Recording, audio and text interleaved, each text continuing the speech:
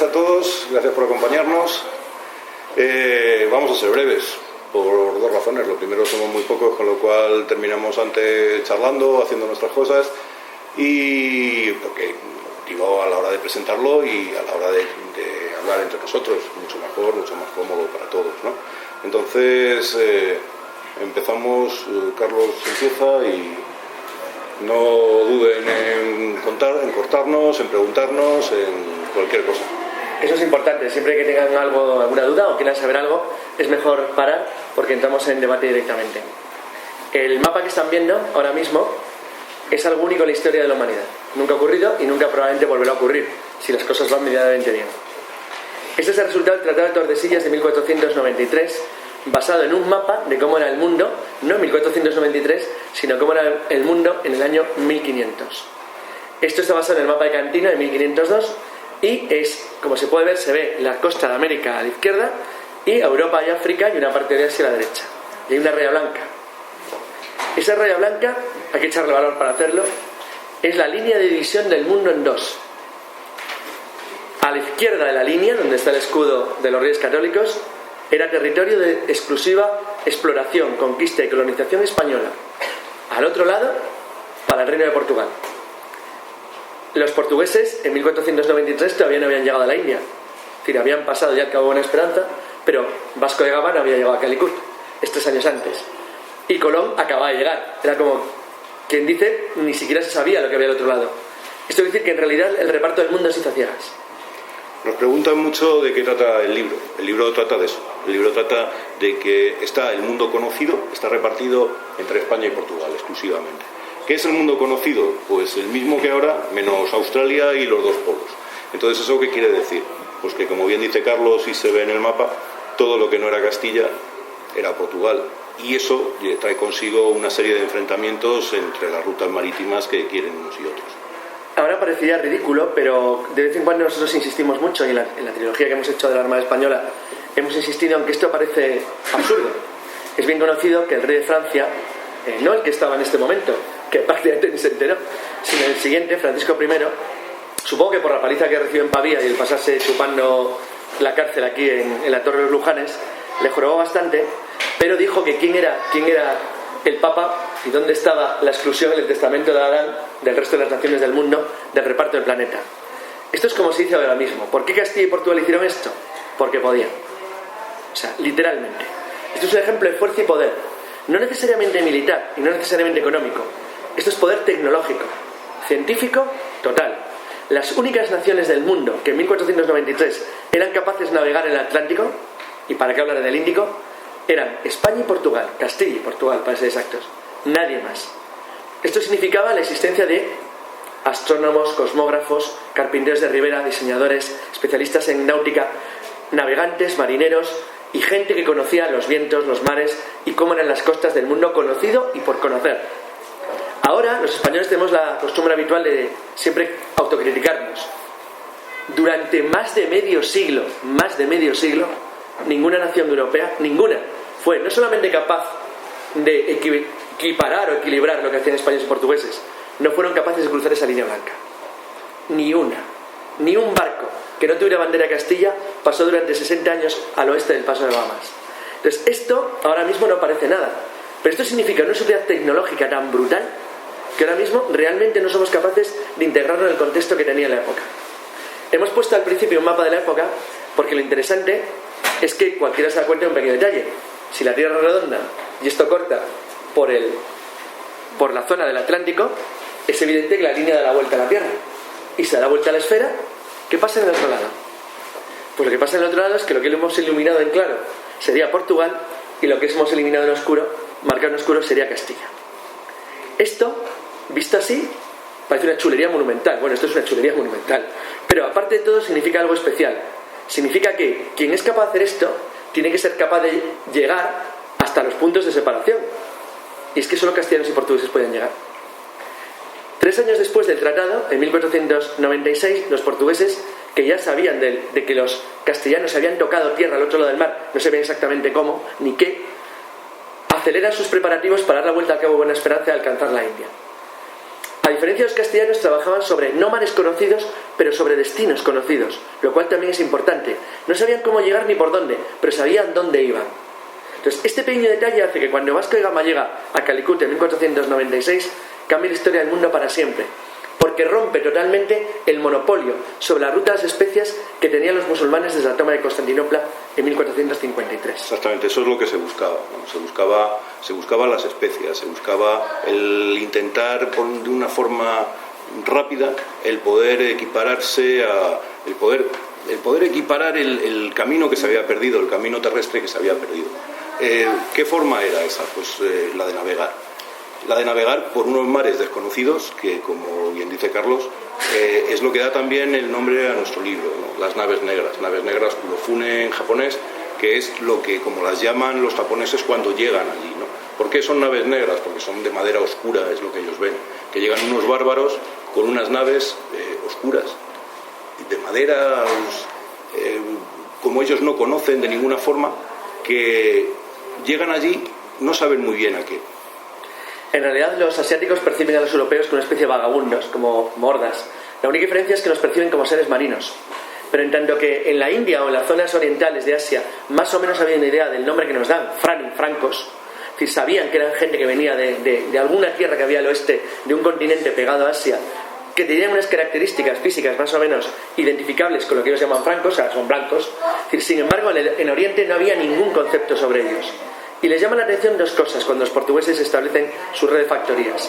Primero, los europeos se mueven de un lado a otro, porque tienen algo que las civilizaciones, que son muy antiguas y con tradición de Asia, no tienen, que es barcos con capacidad oceánica. Y segundo, son peligrosos, porque aunque son muy bárbaros, muy brutos, narizotas, grandes, huelen mal y son extraños, tienen armas de fuego muy poderosas. Eso les asusta muchísimo. De hecho, hay historiadores como Toynbee que sostienen que la llegada de Vasco de Gama, cuando Vasco de Gama se adentra más allá de Mombasa y de las costas de Kenia, en el Océano Índico, y se enfrenta con las flotas árabes, es el único contacto que ha habido extraterrestres con seres humanos. Porque no tenían ninguna posibilidad de enfrentarse a lo que les viene encima. Es decir, cuando él decide atacar a centenares de naves en el estrecho de Adén, porque puede, porque tiene una artillería que le permite no tener que abordar y que los va destruyendo en masa, es como si a ellos les hubiera caído una maldición bíblica.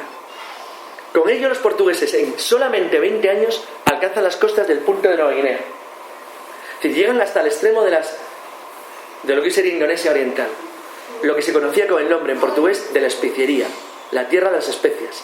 Entonces diríamos, ¿y por qué valían tanto las especias? Que es lo interesante.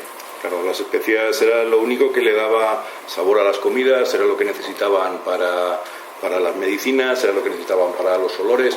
Era un valor incalculable que a España, a Castilla, lo que le hace, que lo vemos claro, ahora vamos a ver, lo que le hace es, si la ruta portuguesa está ocupada, vamos a buscar una ruta nueva. ¿Y cómo buscas una ruta nueva?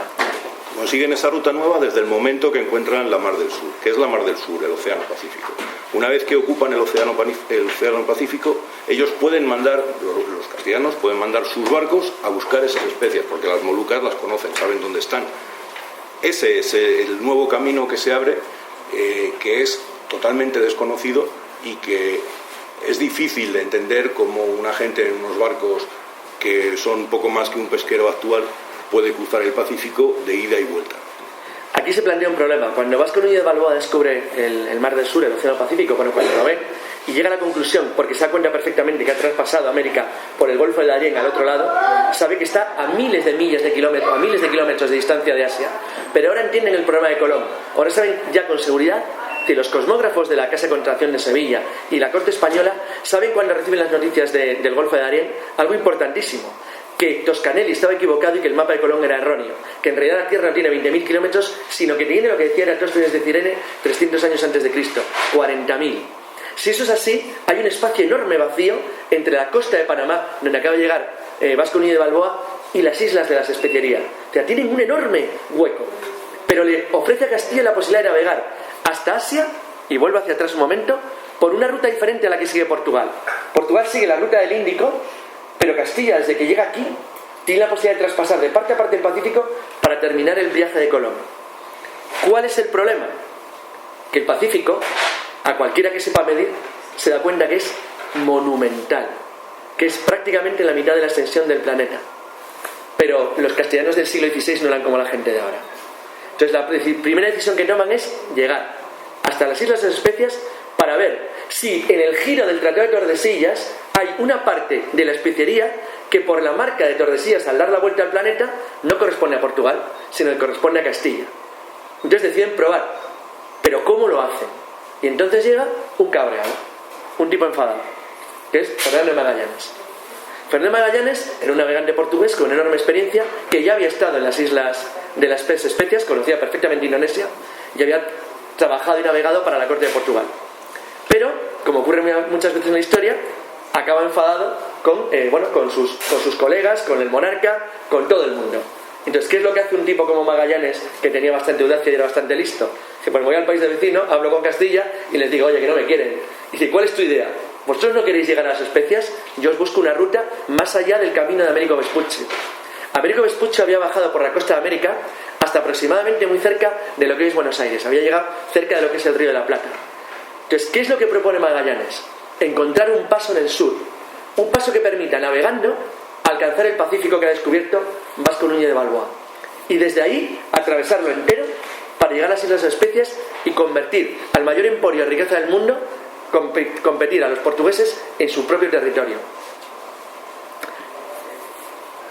Magallanes muere, es bien conocido. Magallanes hace el viaje. No vamos a narrar aquí el viaje de Magallanes, que es sin duda alguna la mayor aventura náutica de la historia de la humanidad, pero Magallanes muere en Mactán, en las Islas Filipinas, que no se llamaban todavía así, de hecho Felipe II no había nacido, pero que le llama la atención porque él se encuentra con un dédalo enorme de islas al norte de las Islas de las Especias y le parece muy interesante como punto de asentamiento para el futuro.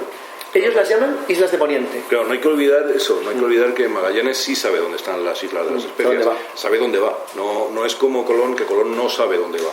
Colón cree que si él sigue hacia Occidente, él va a llegar a Oriente, dando la vuelta. Pero Magallanes sí sabe dónde va. Magallanes ha estado ya en las Molucas, ha estado ya en las Islas de las Especias, lo único que está yendo por otro camino. Pero él sabe lo que está buscando. Aquí hay un tema importante. Hemos puesto esta imagen a propósito, porque como vamos a ir tocando varios temas, esto es interesante porque en el libro nosotros le dedicamos una cierta atención. La historia actual la escriben los países tal y como son ahora, no como eran en el siglo XVI. La imagen de la izquierda es como muere Magallanes realmente, se sabe perfectamente. Magallanes se dedica a cubrir la retirada, se involucra en una guerra civil entre unos grupitos filipinos, unas tribus filipinas, intervienen en la guerra para intentar un punto de asentamiento para Castilla, porque están al norte de las Islas de las Especias controladas por los portugueses, y se involucran en una pequeña guerra civil local. Le matan a los indígenas cuando él intenta proteger la llegada a la marcha hacia los barcos de sus hombres, y se sabe que le rodean entre unos 40 o 50, más o menos. O sea, era 1 contra 20, 30, que está equilibradillo. Y está equilibrado de verdad, el armamento que tenían los castellanos. Sí, claro, y cómo era. Está equilibrado porque los castellanos van con armadura, porque los barcos están cubriéndolos con su artillería. Realmente está equilibrado. Pero los filipinos no ponen esa escena nunca. En todas las historias filipinas actuales es un combate singular entre Magallanes y ese tipo cachas que parece Schwarzenegger que está a la derecha.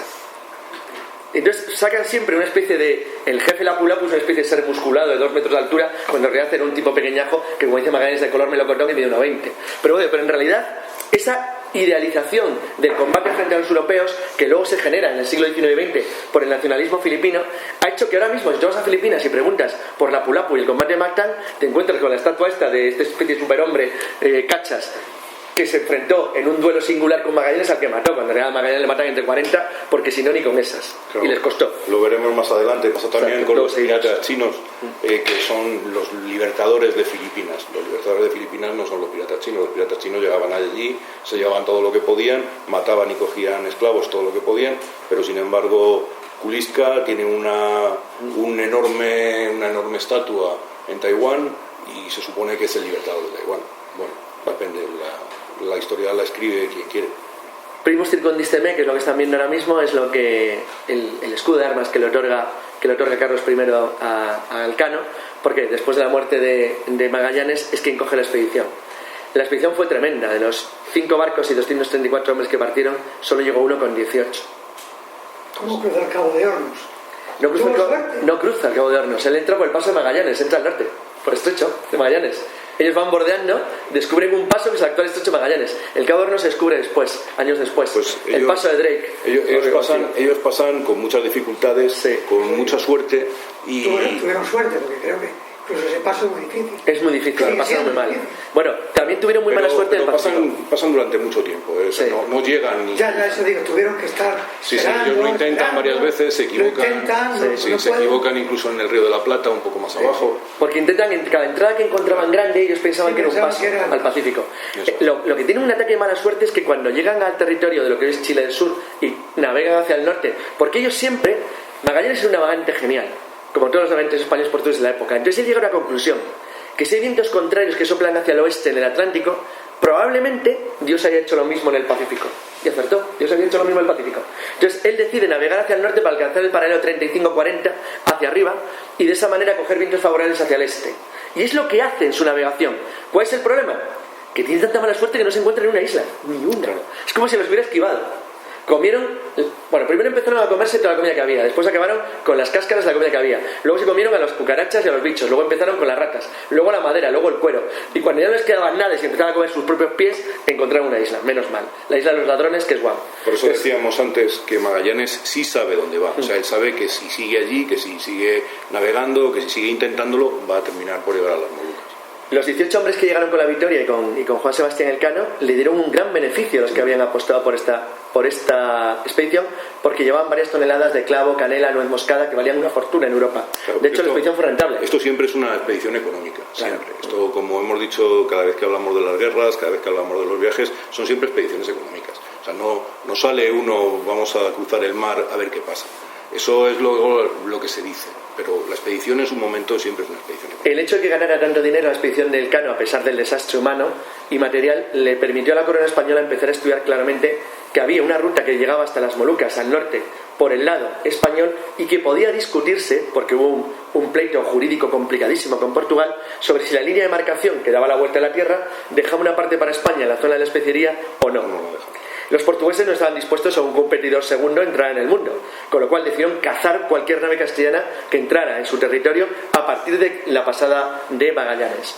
España es muy rápido, reconoce muy rápidamente la investigación, porque claro, Elcano, que era otro gran marino, aporta un montón de información muy útil a los cosmógrafos y a los ingenieros náuticos y a los diseñadores y proyectistas y astrónomos tanto de la corte española como de la Casa de Contratación de Sevilla.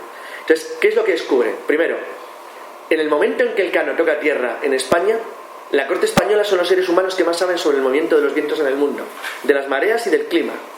Y eso lo empiezan a aprovechar. Es un conocimiento científico. Ahora mismo es como si los americanos o alguien supiera llegar a Júpiter y el resto no. Pues el resto no sabe, ellos sí. Pues esto sería lo mismo. Los españoles sabían cómo llegar allí atravesando el Pacífico entero, y el resto del mundo no tenía ni idea. Pero la llegada de Elcano coincide con algo muy importante. Cortés acaba de conquistar México. Con lo cual hay puertos españoles, Barra Navidad y Acapulco, en la costa del Pacífico en el norte, en la zona que saben que tienen vientos favorables hacia el este. Con lo cual, cualquier nave que parta de la costa mexicana del norte va a encontrar vientos favorables navegando hacia Asia. Ya tienes el primer paso dado. Ahora solo hay que aprovecharlo. Y aprovechando las informaciones y todo lo que habían aprendido del viaje del Elcano, la corte española decide mandar una expedición para apoderarse o tomar tierra y control de una base al otro lado del planeta. Es decir, en las Molucas, en lo que hoy es Indonesia, pero navegando no desde el Atlántico al Índico, sino desde el Atlántico al Pacífico. O sea, al revés que como hacen los portugueses. Eso es, de forma que se puedan enfrentar con los portugueses y puedan quedarse con esa ruta. Ese es el viaje de la mesa. ¿Por qué no quieren una guerra directa con los portugueses? Pues porque están los musulmanes todavía en el norte de África intentando buscar sus actividades, y a Europa no le interesa, en estos casos no le interesa ni a Portugal ni a España enfrentarse a la vista de ellos. Entonces, ¿qué buscan? Buscan en el otro lado del mundo. Aún así tampoco llega a haber una guerra abierta en ningún momento. Hay enfrentamientos, pero no llega a haber una guerra abierta. De hecho, Portugal no quiere arriesgarse una guerra con Castilla. Bueno, meterte en una guerra con Carlos I era complicado. Aparte, Carlos I su mujer era portuguesa. Entonces no tenía ningún interés en atacar a la nación de su suegro, y siempre se pensaba todavía. Realmente la división España-Portugal es de la época de los Braganzas, del siglo XVII. En el siglo XVI los portugueses se consideraban españoles, era un reino más de España que por una razón histórica no se había unido. Entonces se consideraban realmente parientes próximos y no había un interés especial en matarse entre ellos. No obstante, Loaiza consigue establecer durante un tiempo una base en las Filipinas, en las islas de Poniente, todavía no se llamaban Filipinas, y establece una base en Ternate, al lado de Tidore, en una zona donde los portugueses tienen un fuerte. Los portugueses tenían asentamientos en Timor, en Java, en Borneo, y se habían ido extendiendo en una cadena de fuertes que iban desde lo que era el estado de la India, desde Goa y Diu, que eran sus grandes bases, hasta los poco más o menos que el estrecho de Darwin, que estaba enfrente de Australia. Realmente la situación, aunque eran pocos cientos, o sea, imaginaos que una película hacía ficción, naves pequeñitas, pues es lo mismo, pequeñas carabelas del tamaño que habían, por supuesto, en donde estamos hablando, que se recorrían el mundo entero y se encontraban en el otro lado del planeta. Porque eran los que tenían la fuerza, el poder y la capacidad de moverse. El resto del mundo no lo podía hacer. Realmente la expedición de Loaiza es terrible. Dura 11 años, dejan una guarnición en las Molucas, sostienen el derecho de Castilla sobre la zona oriental de las Islas de las Especias, a pesar de que los portugueses les habían flanqueado en Timor, pero la cosa acaba mal. Los portugueses sí hacen acciones de guerra contra los castellanos. De hecho, Loaiza se muere en la prisión de Amboina. Es decir, acaban fatal y finalmente solamente regresan 24 de los 450 que habían participado en la expedición, pero es lo que y ninguno de los barcos. Es lo que decíamos antes. Esos enfrentamientos se producen solamente en las Molucas. No el que la corona de Castilla sepa que está ocurriendo eso, no trae consigo que en un momento determinado se invada Portugal, o que en un momento determinado se ataque Lisboa. No, son como si fuesen sucesos separados por completo, ¿no? Por un lado está lo que está pasando en el Pacífico, muy interesante, y por otro lado es lo que está pasando en Europa. Y de hecho se establece un pleito jurídico, es decir, tanto especialistas de la Corte de Portugal como especialistas de la Corte de Castilla deciden intentar acordar por dónde pasa realmente la diferencia, la línea de marcación. ¿Cuál es el problema? Que los europeos sean capaces de medir bien la latitud, pero no la longitud. La longitud no se mide de manera correcta hasta el siglo XVIII. Y entonces, en realidad, la capacidad de saber dónde estabas exactamente en el planeta era muy complicada. No obstante, el viaje de Loaiza, y nosotros lo tocamos en el libro, tiene varias ramas, algunas de las cuales son tan alucinantes que no es que darían para una película, darían para 50.000. La más especial, vamos a tocar alguna, es la San Lesmes, el viaje perdido. La San Lesmes es una pequeña carabela que se pierde en la expedición de Loaiza y queda aislada por una tormenta en el Pacífico Central. Ha costado cientos de años intentar reconstruir el viaje de la San Lesmes por restos que se han encontrado en rocas, en cuevas, en el fondo del mar.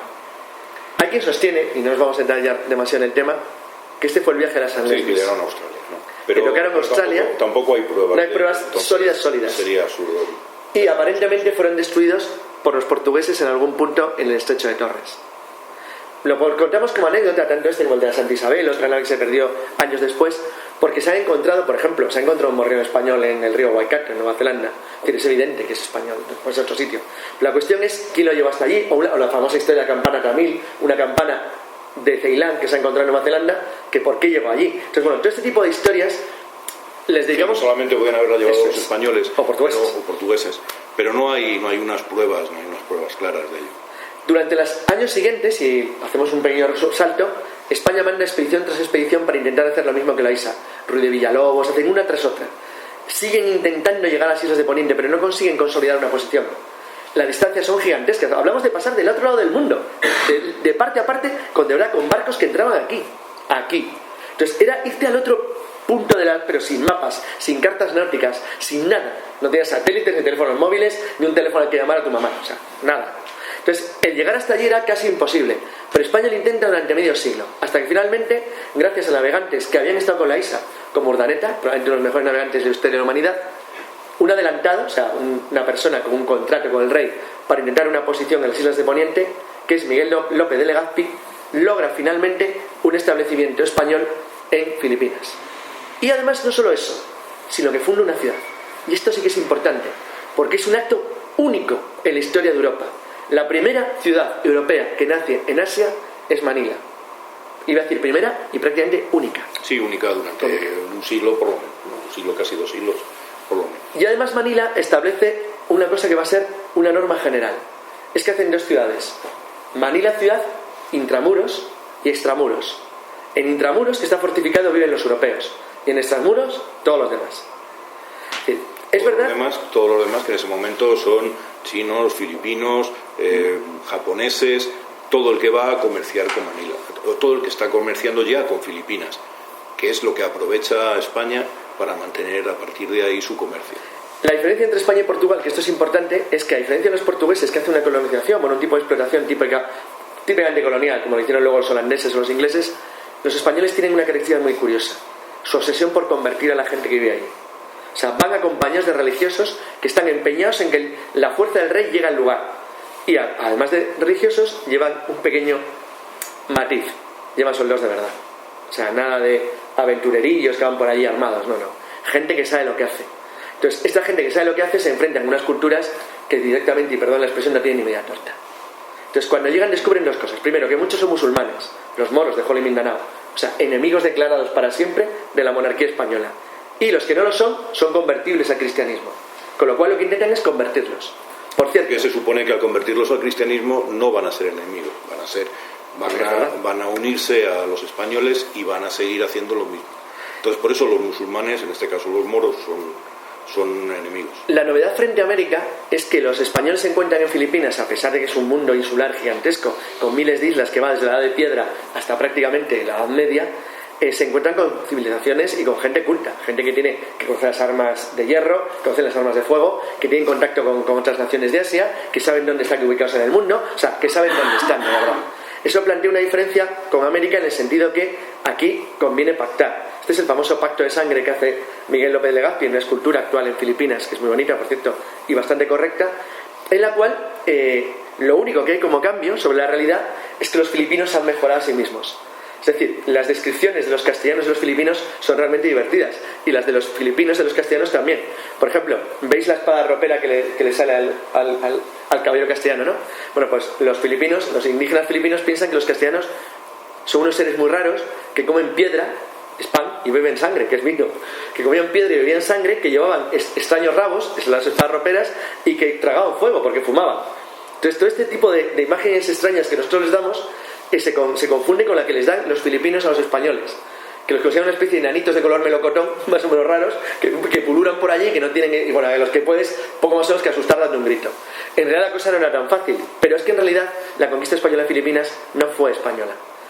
Más de 3/4 partes de los conquistadores de Filipinas eran indígenas mexicanos.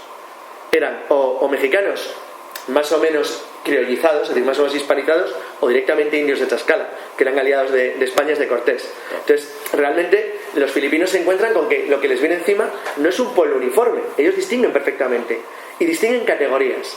Ellos saben que hay unos tipos que van vestidos de oscuro, a los que todo el mundo respeta, pega unos gritos enormes, dan muchas órdenes y les tienen miedo a pesar de no llevar armas. Los religiosos, que durante los años siguientes van a ser los dueños de Filipinas. Segundo grupo, los que mandan, unos tipos que van con armaduras pesadas de hierro, que pegan también más gritos, a los que todo el mundo obedece y que jamás pegan ni chapas si no es para combatir. Los amos, o sea, los castellanos. Y luego entre medias hay otra gente que va más o menos vestidos como los amos, pero no son exactamente iguales, y los llaman a todos castilas. El porcentaje de mexicanos indígenas era tan alto que hay una anécdota muy conocida de un prisionero que hacen los moros de Mindanao, que durante años estuvo prisionero porque era un indígena mexicano que solo hablaba náhuatl y solo sabía decir en español Castila, que es el nombre con el cual los filipinos conocieron a los españoles hasta el final, hasta el siglo XIX. Realmente el poder naval español era todo. España basaba, como Portugal, toda su fuerza en los barcos. Los galeones y su artillería era decisivo. Entonces, la llegada de un galeón, cualquier galeón, era el poder más impresionante que tú pudieras tener en cientos de kilómetros a la redonda.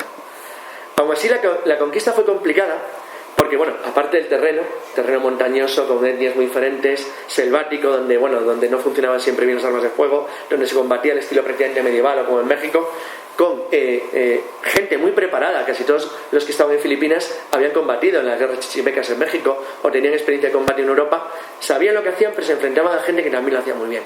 Sí, de hecho la conquista no se termina, ¿no? Nunca. No se termina nunca, ni siquiera la terminaron los americanos en 1900.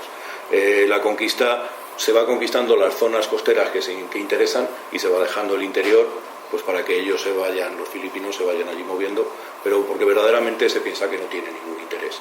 Hasta ya mucho después, hasta finales del siglo XIX, en el que la Armada Española necesita ese espacio para mantener el orden ya directamente. De ahí luego, como dijimos en otra presentación, de ahí el tener que hacer barcos que ocupen las lagunas, el tener que meterse por los ríos, pero es un planteamiento totalmente distinto al que se hace ahora.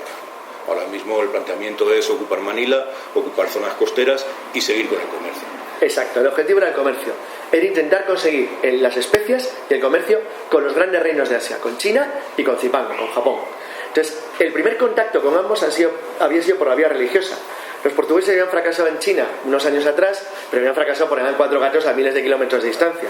Pero en cuanto tuvieron un poco de fuerza y llegan las primeras carracas oceánicas del estado de India, obviamente los chinos ceden Macao y ahí los portugueses tienen una factoría continental. Eso les da una gran ventaja, es que desde ahí comercian con Japón y son los primeros que llegan. Pero España, que ya tiene una base en Manila, tiene una ventaja frente a los portugueses, que su base es mucho más sólida que la de sus competidores. Porque Manila es una cosa muy bien hecha, bien fortificada, con una población española creciente, con una estructura muy bien organizada, con un montón de clanes que obedecen y que se están convirtiendo al catolicismo y que son dirigidos por sacerdotes que a su vez siguen instrucciones de la Capitanía General y de Madrid, de manera que España va reforzando un punto por lo menos muy sólido que durante los primeros años no se ve amenazado. Sobre todo porque lo puede reforzar desde México, desde Nueva España. Lo puede reforzar desde Acapulco y de hecho Filipinas pertenece a la Capitanía General de Nueva España, porque lo hacen como si fuese una proyección de Nueva España.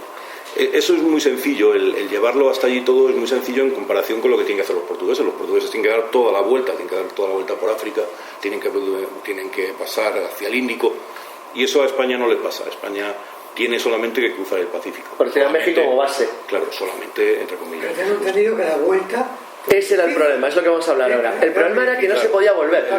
La ida era fácil y la vuelta, hasta que Andrés de Urdaneta, que es lo que... Vamos a ver ahora, hace el tornaviaje. No... El tornaviaje, bueno, hubo intentos durante más de 40 años de intentar coger una ruta favorable. Urdaneta le plantea al virrey en México la posibilidad de que él piensa que sabe cómo hacerlo. Entonces ya claro, ya nadie le creía, porque era imposible, se encontraban siempre vientos contrarios, pero él sabe que si eso funciona, hace lo mismo que Magallanes, que si esto funciona como el Atlántico, tiene que haber vientos hacia el oeste que soplen más allá del paralelo 40. Entonces la idea es subir hasta el 38-40 de arriba para que los vientos te lleven hasta California, y lo consigue. Sin duda alguna, lo digo claramente, y nosotros lo tenemos en el libro, el tornaviaje es el viaje más importante náutico de la historia de la humanidad, porque es la única ruta de los navegantes españoles y portugueses del 16 que sigue completamente abierta. Se sigue utilizando, porque es la única manera de atravesar el Océano Pacífico de parte a parte con unas rutas favorables, no solo de vientos, sino también de corrientes marinas y capacidad de navegación. Y es lo que permite lo que estábamos diciendo antes, ¿no? Es lo que permite que Nueva España consiga hacer ese viaje de ida, ese viaje de vuelta y traer al mismo tiempo que lleva cosas, traerlas de Filipinas. Que es el comercio perfecto. El comercio perfecto. Tú llevas materiales europeos desde España desde Europa a Veracruz, de Veracruz a Acapulco, Acapulco a Manila. Y luego desde Manila lo cargas de sedas chinas, de materiales y lo traes para México. Veracruz a Acapulco era un camino terrestre y sí, eso es. Y Veracruz, la península, bien Cádiz, bien La Coruña, pues era otra vez un camino naval. ¿Cuál es el problema? Que Manila empieza a crecer, se gana dinero, allí hay riqueza y la gente en Asia, que igual que ahora son la mayor parte de los habitantes de la humanidad, se dan cuenta que ahí no es una broma, que había poco más de 100 castellanos con unos 150 auxiliares mexicanos, o sea, indígenas. Dicen, pero bueno, si nosotros somos millones, aquí falla algo. Y uno de los grandes señores de la guerra china, Li Mahon, que es un pirata para los europeos y un héroe nacional para los chinos, decide atacar Manila. Manila es un buen lugar donde atacar. ¿Y qué es lo que hace él? Utiliza lo que se llaman los Waikon, los gentes del país de Wa, los piratas japoneses. Gente que venía de las guerras civiles de Japón, que eran terribles, y con los que piensa que puede tomar Manila. De hecho, los chinos intentan tomar Manila en 1574, apoyados por japoneses, y sufren una derrota estrepitosa, no solo por la defensa española, sino por la colaboración por primera vez de los tagalos filipinos, que ahora mismo consideran una agresión, una de sus grandes acciones históricas, la defensa de Manila, y normalmente no suele aparecer entre medias, que lo consideran básicamente porque tienen armas de fuego españolas y artillería y unos muros bastante resistentes.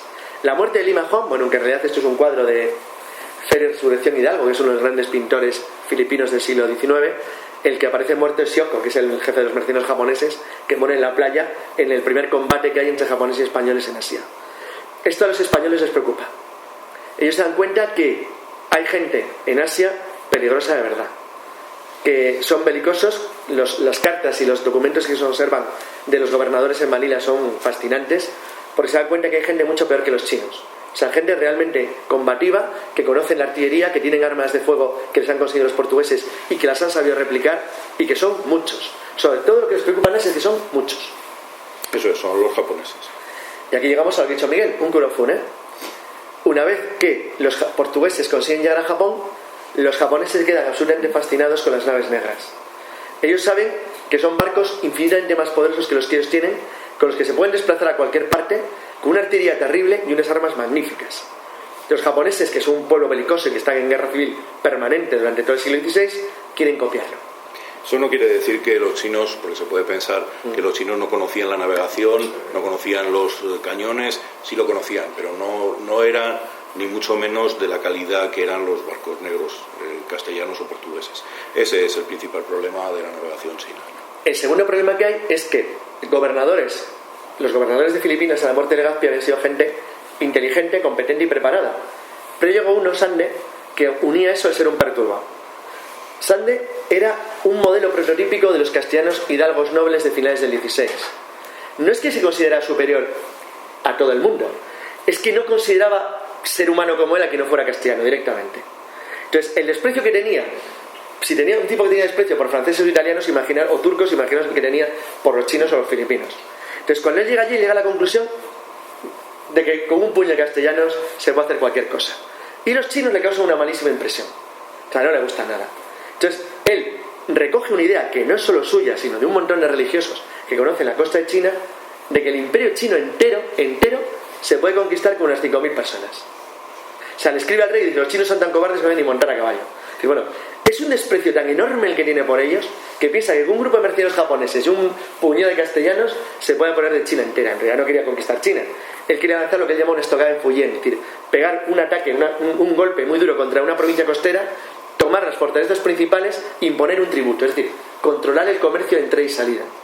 Y a partir de ahí, sobornar a funcionarios chinos o ir ampliando su poder para ir ampliando el poder territorial en China. Siempre cuando hablamos de la conquista de China, se habla de la conquista de las costas de China, ¿no? Sí. Él en ningún momento había pensado que se iba a internar 3.000 kilómetros y llegar a Pekín, ¿no? Él habla siempre de las costas de China, por supuesto. Aún así, a mí para nosotros parecía absolutamente fascinante cómo un tipo es capaz de pensar eso con solamente 500 tíos en Manila. Decir, bueno, somos 500 más, y hay 50 millones chinos, pues a por ellos. Y total, somos 1 contra 1 millón, que estamos equilibrados. O sea, pero lo que pensaban seriamente. Y de hecho, porque cuando está preparando una campaña contra los moros de Benjol y Mindanao, él descubre que entre los apoyos que había tenido Limao estaba el sultán de Brunei. Bueno, esto es una de las escenas más fascinantes de cómo se cambia la historia en la humanidad. Por supuesto, y esto es importante, y luego tocaremos cuando tengamos el tema de Camboya, que nadie piense que los españoles eran angelitos allí. Eran brutales. O sea, brutales. Todo lo que se habla de seres malos como Drake que era un pringao a la hora de lo que hacían los españoles allí. Sí. Este tío le declara la guerra al sultán de Brunei, toma la capital, la destruye entera, destroza el ejército completo, mata a la mitad de la población, la saquea durante 4 meses, todo eso con 12 muertos españoles, ¿eh? Los muertos de Brunei podían contar por pirámides de cadáveres. Entonces, en la historia de Brunei es una acción heroica de las guerrillas de Brunei que se refugian en los bosques. En realidad lo que pasa es que tienen disentería españoles, están literalmente, perdón, los que se quedaban por las patas abajo, entonces acaban dejando Brunei con eso, con 10 o 12 muertos. A nosotros les hicieron una masacre monumental. O sea, cuando le ves desde el punto de vista asiático cómo se comportaban los castellanos, dices, pero qué barbaridad. Bueno, pues este señor era Álvaro de Sande, Francisco de Sande. Entonces, él llega a la conclusión de que China es lo mismo, es decir, que se puede hacer con China lo mismo que se ha hecho con Brunei. Sí, es lo mismo que se ha hecho con África en estos momentos. Se ha llegado a África, los portugueses han llegado a África, han puesto ciertas bases en las costas y están controlando África. En ningún momento, como hemos dicho, piensan en meterse dentro de África ni dentro de China. Pero descubren, debido a lo de Brunei y a los incidentes con chinos, los hidalgos y fidalgos portugueses y castellanos, porque España y Portugal se acaban de unir dinásticamente después de la muerte del rey Sebastián y Felipe II, el rey también de Portugal, aunque siguieron teniendo conflictos y nunca llegaron a unirse del todo, pero bueno, había colaboración. Entonces, entre la colaboración está el caso de Camboya. El caso de Camboya es un caso absolutamente extraordinario. O sea, es un caso, si he dicho que Sande era un perturbado, esto ya es la cosa.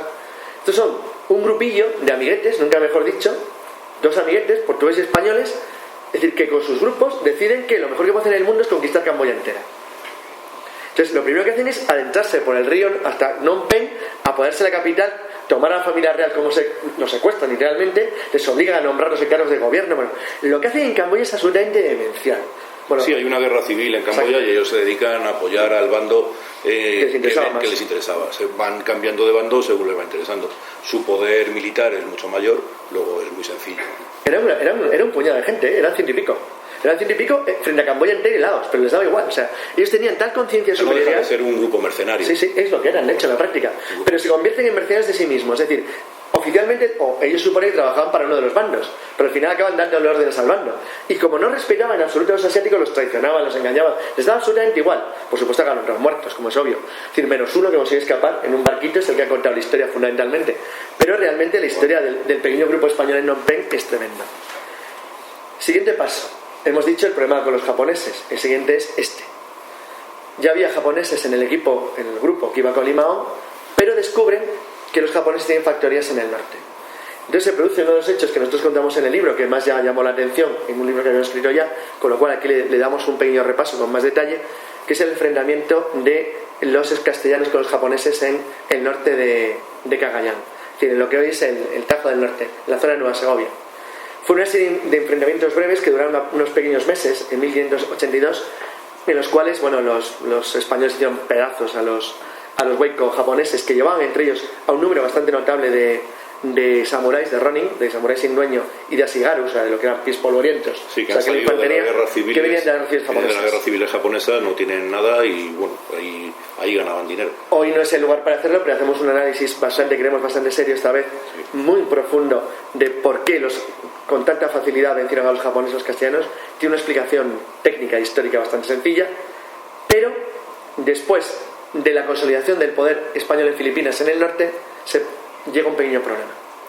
El pequeño problema es que la gran nación enemiga de España, junto con Inglaterra, a finales del 16, que es Holanda, las Provincias Unidas, deciden empezar a enviar expediciones hacia la zona del Asia portuguesa para intentar ver si pueden capturar las riquezas que los portugueses traen a Europa. Y lo logran. Pero una vez que empiezan a apoderarse de factorías en la especiería, chocan con España. Y Holanda se convierte en un rival muy serio. Porque a diferencia de los asiáticos, tienen barcos iguales, más dinero, más medios, más gente y mejor armamento, o por lo menos igual.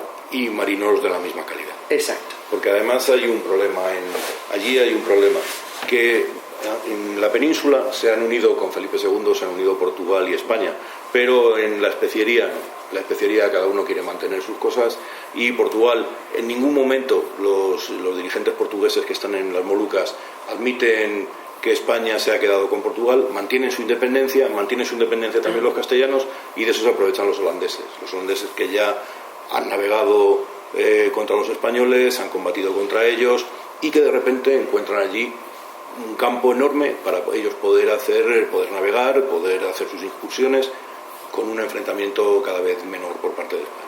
De hecho, los holandeses empiezan una serie de campañas que, aunque con más dinero, van tomando uno a uno las posiciones portuguesas en Asia. Y el problema que se encuentra España frente a los holandeses es que tiene más medios. Y al tener más medios, llega a convertirse en un enemigo tremendamente peligroso a las puertas de Japón. Con lo cual dañan además el prestigio que españoles y portugueses tenían en Japón y China, sobre todo en Japón. Y además hay una pequeña anécdota que tiene luego una influencia enorme en la historia. Y es que en un barco holandés que naufraga en Japón va un inglés, Adams. Este inglés, que luego inspiró la novela Shogun, la famosísima novela Shogun y la serie de televisión, les da a los japoneses lo que los japoneses llevaban decenas y decenas de años buscando: alguien que les construyera un Kurofune, un barco negro. De hecho, el náufrago inglés, que se hace buen amigo de Shogun, consigue construir un pequeño barquito, un pequeño galoncito, San Buenaventura, una cosita que ya por lo menos funciona como un galeón. Es decir, los japoneses empiezan a darse cuenta de que utilizando el dinero, con dinero, por sobornos, fuerza o amenaza sobre los extranjeros, pueden tener barcos equivalentes a los que tienen los europeos. Ya habían copiado las armas los portugueses, pero si consiguen un barco negro, podrían rivalizar directamente con las flotas occidentales en Asia. Y lo logran. Pero lo logran, curiosamente, a través de España.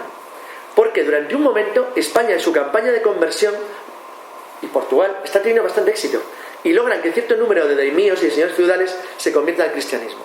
Uno de ellos es Hasekura Tekunaga, que es el señor que veis a la izquierda, que era uno de los nobles católicos de Japón, que llega a un acuerdo con la corona española para mandar una embajada desde Japón hasta Acapulco, de ahí a Veracruz y Veracruz a España, para intentar mostrar lo que era Japón al Papa y a Europa, y al mismo tiempo para obtener ayuda para lograr mayor número de conversiones en Japón.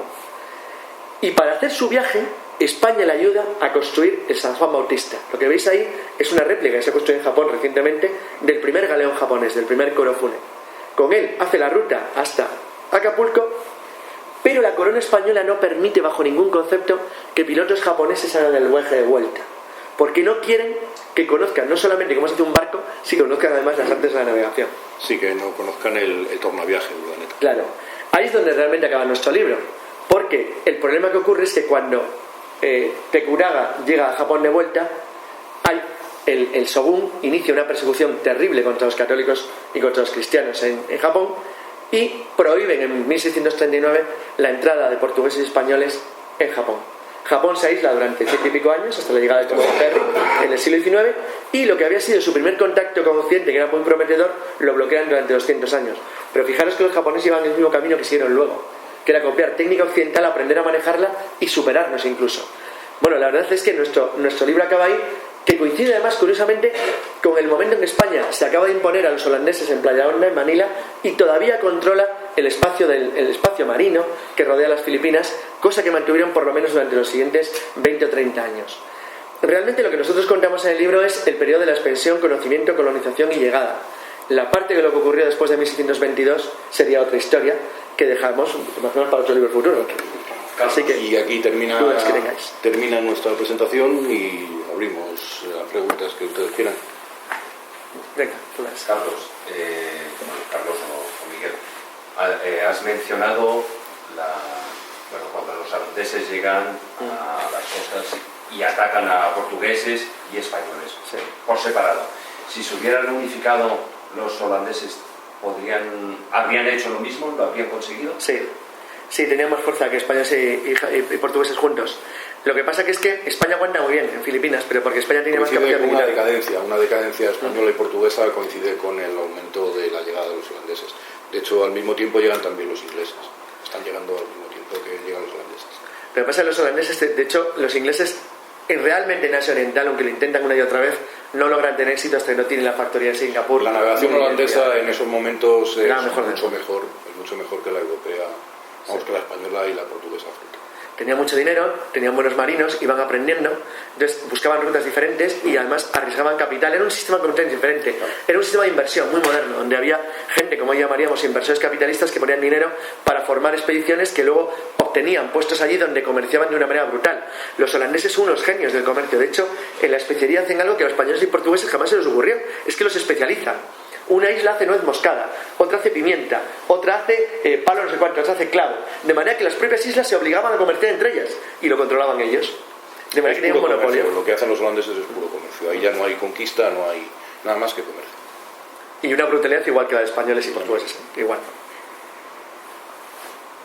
Si no hay más preguntas. Porque no se mezclaron, no se mezclaron en Filipinas la población española con la nativa, como pasa en América, porque simplemente... Sí se mezcló, ¿eh? ¿La población española blanca, te refieres? Sí se mezclaron. Se mezclaron. Lo que pasa es que a un nivel totalmente distinto del de América, porque no dejaban de ser seres inferiores. Exacto. Los que estaban en América eran más o menos. Los que estaban en Oriente eran seres inferiores, claro. De hecho, los dejaban vivir en las ciudades. Intramuros nace para ser la ciudad europea. Los nativos viven fuera. Donde viven los europeos, donde viven los que ya han llegado de Nueva España, donde viven los criollos, pero no los orientales. Es que por eso me sorprende respecto a lo que pasaba en América. Es que es un factor más moderno, es más moderno. Distinto, es que llega en otra época. Distinto. Aparte de que los consideran seres inferiores. O sea, empecemos en que los consideran seres inferiores, desde ese momento les miran mal. Es que España se ha resistido mucho a pensar eso por el tema católico. Decía, bueno, les convertíamos, luego los consideramos hermanos. No. Pues no. O sea, ni siquiera, que ese es el factor más importante, ni siquiera a las mujeres les parecen interesantes. Exacto. Les parecen seres inferiores. Luego, desde ese momento no se mezclan unos con otros. Eso no va a pasar en América. En América son seres inferiores, pero de otro estilo. Más parecidos. A los holandeses como para estar ahí... Eran muchos más. Los holandeses tenían... Es decir, al mismo tiempo, en Holanda, en Europa, nosotros estamos ahí batiéndonos el cobre con ellos y mientras nos Son los mismos. España siempre se empantanó en la guerra de Flandes, no tenía Son los ningún mismos. futuro. Los mismos holandeses que están en Flandes combatiendo Sí. son los mismos almirantes son los que van y vienen de las Islas de las Especies.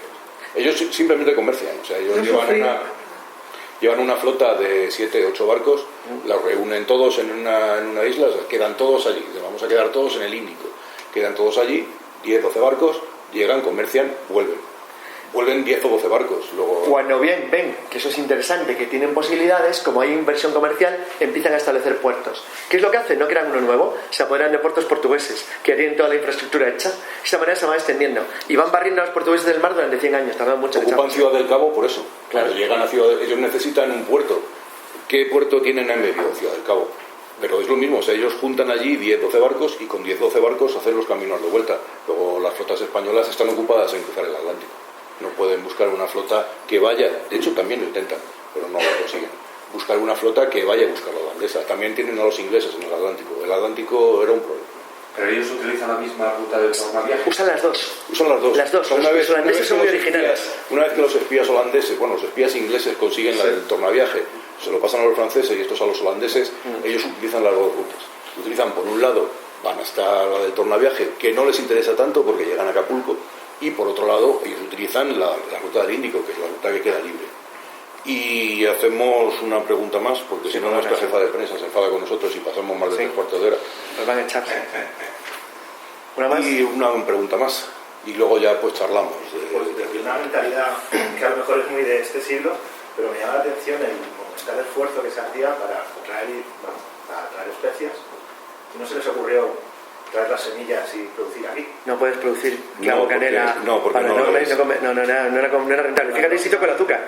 Sí, si hubieran podido, por supuesto lo han hecho. De hecho, el azúcar, todo el Caribe se convierte en emporios azucareros y de tabaco. No les funciona. No funcionaba, las plantaciones no funcionan. No funciona. Y menos en Holanda, obviamente, no puedes plantar nuez moscada en Holanda. Por lo menos en el siglo XVII, ahora a lo mejor puedes hacer cualquier cosa.